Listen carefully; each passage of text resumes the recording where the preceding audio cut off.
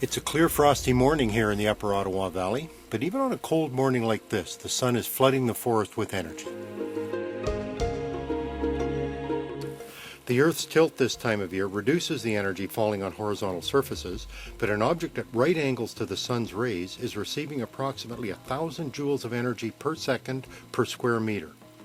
That means that each square meter receives power at the rate of 1,000 watts. That is a lot of power. Let's see if we can capture some of it. This device in my hand is a photovoltaic cell. The crystal structure of this high-tech piece of equipment is designed to produce electricity when light, particularly sunlight, shines on it. Let's take a look at how these things work.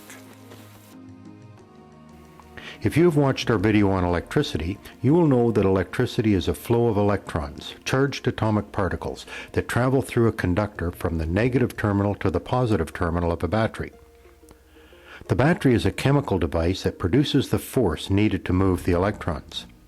In this animation, electrons are flowing through a light bulb.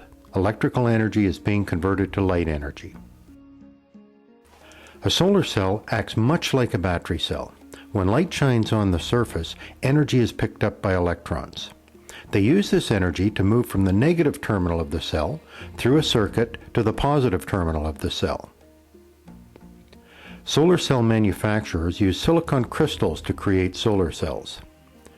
Silicon is a very common element. If you have ever found a piece of quartz, you have found a crystal created from silicon and oxygen. A silicon atom has 4 valence electrons.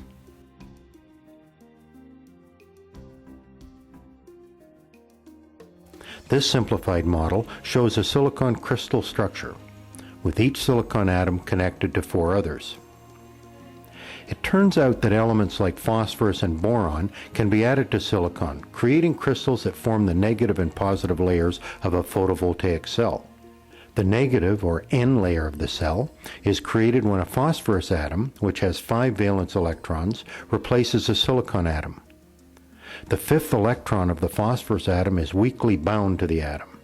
If this electron picks up some energy, it can move and become electricity. That energy can come from light.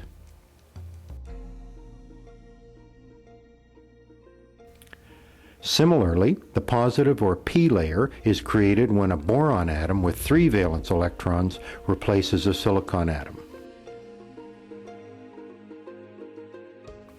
This leaves a positive hole and creates a positive layer that attracts electrons.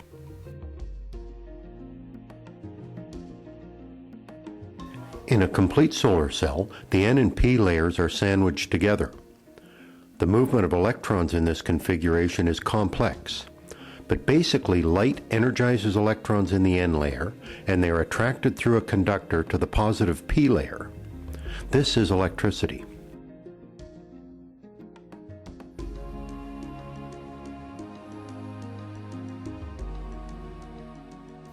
This iridescent blue side is the negative layer of this cell.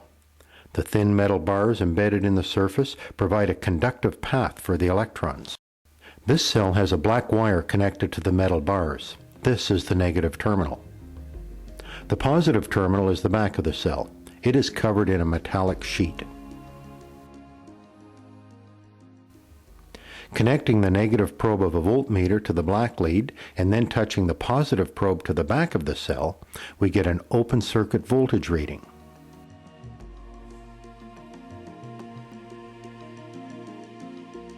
A single cell like this will produce 0.5 volts in direct sunlight. Today, the sun shining through an open door is giving us between 0.45 and 0.48 volts.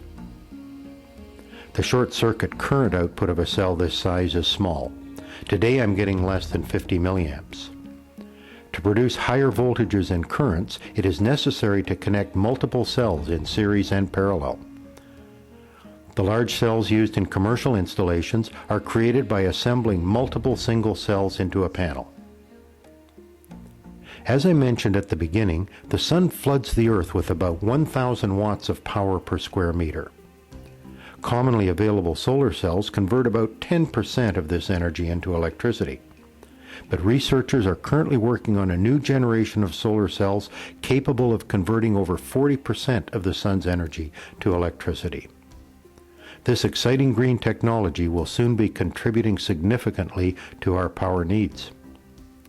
To learn more about electricity and energy from the sun, visit our website, hylaroad.com.